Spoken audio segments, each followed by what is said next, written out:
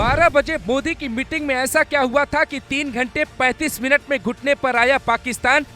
भारत ने दुश्मन के सामने लक्ष्मण रेखा खींची, पाक तक पहुंची बात, कुछ देर में सरेंडर के लिए दौड़ा। सुबह 7 बजे पाकिस्तानी पीएम ने बुलाई थी परमाणु कमेटी की बैठक।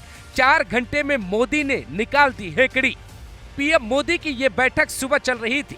नीले रंग की जैकेट थी। नेवी चीफ दिनेश त्रिपाठी कुछ लिखते हैं, इस मीटिंग के बाद बाहर जानबूझकर भेजी जाती।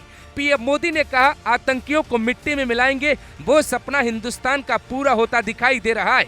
लकीर थी एक्ट ऑफ वॉर की। भारत पर पिछले 800 साल से हमले होते रहे, इसकी जरूरत आजादी के दौरान ही थी, लेकिन किसने सोचा था। हैरानी की बात यह है कि ये बात मीडिया में 12 बजे ही कैसे लीक हो गई और मीटिंग 2 बजे तक चलती रही। तो क्या मोदी अपने दिमाग से पाकिस्तान को घुटने पे लेकर आए? मीडिया के जरिए ये बात पाकिस्तान तक पहुंची, वहां हड़कंप मच गया, क्योंकि एक्ट ऑफ वॉर का मतलब भारत ने समझाया कि अगर पाकिस्तान अब नहीं माना तो उसे अपनी बर्बादी के लिए तैयार रहना चाहिए।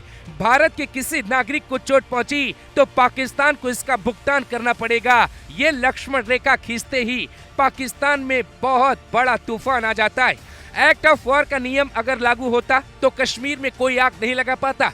जवाहरलाल नेहरू ने कश्मीर में 370 लागू किया, एक्ट ऑफ वॉर लागू क्यों नहीं किया? पीएम मोदी के इस फैसले के बाद शाम तक युद्ध का खुला ऐलान भारत कर सकता था।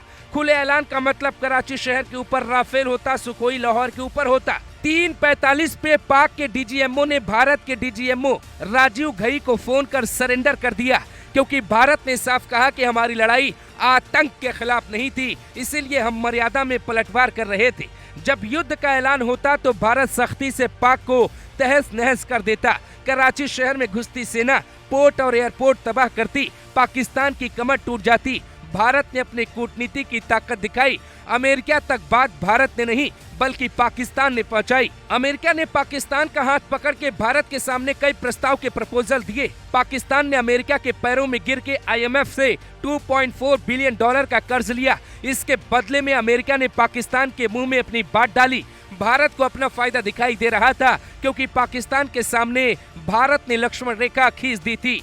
डोनाल्ड ट्रंप ने अपने पोस्ट पर लिखा है कि भारत और पाकिस्तान युद्ध रोकने को तैयार है। सही बात है, भारत हमेशा युद्ध के विरोध में ही रहता है। ये बात भारत ने अमेरिका में खड़े होकर अमेरिका, रूस, इजराइल और यूक्रेन को भी समझाई। यूक्रेन वॉर को रोकने के लिए अकेला देश भारत ही है जो कोशिश करता रहा।